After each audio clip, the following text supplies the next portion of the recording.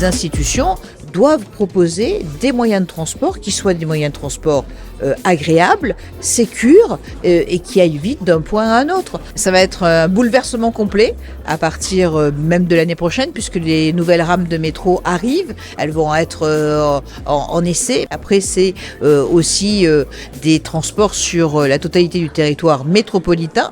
Pas uniquement à Marseille, bien sûr, pour désenclaver les quartiers nord, mais aussi pour d'autres espaces, comme du côté d'Aubagne, comme autour de Gémenos, comme autour également de la Penne-sur-Yvonne dans la zone de plan de campagne, au niveau d'Aix aussi. Donc, vous voyez, une véritable révolution qui va se passer sur notre territoire.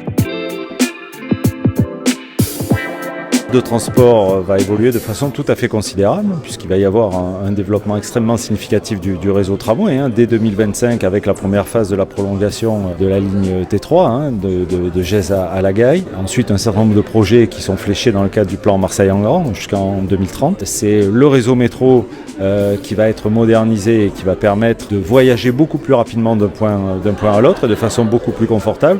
Et puis c'est aussi la restructuration du réseau bus qui va mieux mailler l'ensemble des territoire et qui va s'accompagner d'aménagements de voirie qui vont permettre d'accélérer les déplacements en bus. Un territoire comme Euroméditerranée joue de la mobilité. Aujourd'hui, il y a une très forte connectivité du territoire Euroméditerranée et on se sert de ça justement pour prévoir effectivement les programmes qui pourront être développés autour de l'opération et dans l'opération. C'est pour nous un enjeu absolument majeur et c'est un enjeu que l'on retrouve dans nos aménagements puisque nous créons des pistes cyclables, nous créons des espaces piétons et nous créons également des pistes réservées pour les BHNS notamment, qui permettent de hausser le niveau de transport en commun.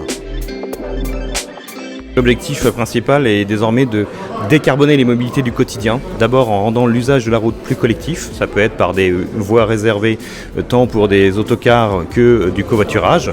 Et ça va être aussi d'agir sur les motorisations. C'est l'électrique aujourd'hui qui a gagné la première partie.